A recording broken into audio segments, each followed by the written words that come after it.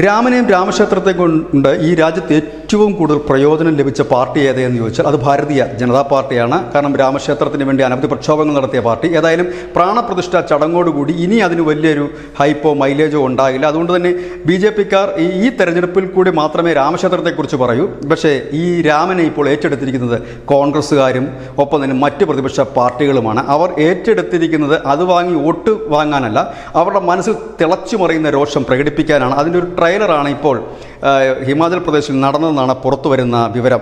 95.17% ഹിന്ദു ഭൂരിപക്ഷമുള്ള സംസ്ഥാനമാണ് ഹിമാചൽ പ്രദേശ്. അയോധ്യ പ്രക്ഷോഭകാലത്ത് ഏറ്റവും കൂടുതൽ കർഷകരെ സംഭാവന ചെയ്ത സംസ്ഥാനമാണ് ഹിമാചൽ പ്രദേശ്. വളരെ ഹിന്ദുത്വം അടിയുറച്ച് വിശ്വസിക്കുന്ന ഒരു വിഭാഗം താമസിക്കുന്ന ഹിമാചൽ പ്രദേശിലെ കോൺഗ്രസ് നേതാക്കൾക്ക് മല്ലികാർജ്ജുന ഖാർഗെ ഒരു തിട്ടൂരം നൽകി, ഒരാൾ പോലും പ്രാണപ്രതിഷ്ഠയ്ക്ക് പോകരുതെന്ന്. ആ തിട്ടൂരം ലംഘിച്ചുകൊണ്ട് മന്ത്രിയായ വിക്രമാദിത്യ സിംഗ് ആദ്യമായി പ്രാണപ്രതിഷ്ഠയ്ക്കെത്തി. പിന്നീട് MLA-മാരുടെ ഒരു ഒഴുക്ക് തന്നെയായിരുന്നു കോൺഗ്രസിൻ്റെ. അങ്ങനെ ബഹുഭൂരിപക്ഷം MLA-മാരും പ്രാണപ്രതിഷ്ഠാ ചടങ്ങ് അവിടെ അവർ സൂക്ഷിച്ച ഒരു പകയുണ്ടായിരുന്നു.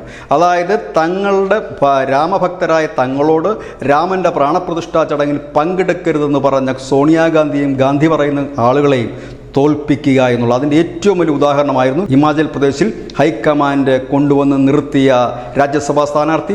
ഒരു തരത്തിലും പരാജയപ്പെടേണ്ടതല്ല. മൃഗീയ ഭൂരിപക്ഷം കോൺഗ്രസിലുണ്ട്, പക്ഷേ അവിടെ പരാജയപ്പെട്ട് ജയിച്ചത് BJP-ആണ്.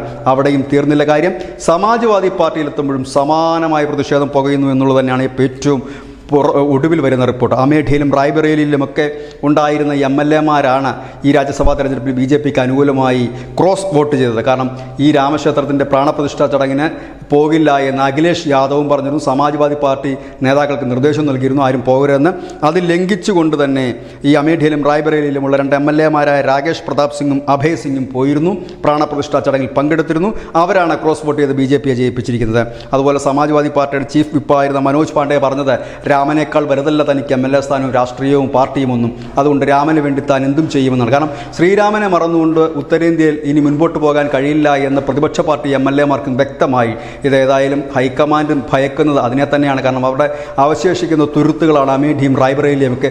അവിടുത്തെ MLA-മാർ തന്നെ രാമഭക്തരാണ് എന്ന് ഉറക്കെ പറഞ്ഞുകൊണ്ട് BJP-ക്ക് അനുകൂലമായി വോട്ട് ചെയ്യുന്ന ഒരു സാഹചര്യത്തിൽ BJP-ക്ക് ഇനി അധികം പണിയെടുക്കേണ്ടി വരില്ല.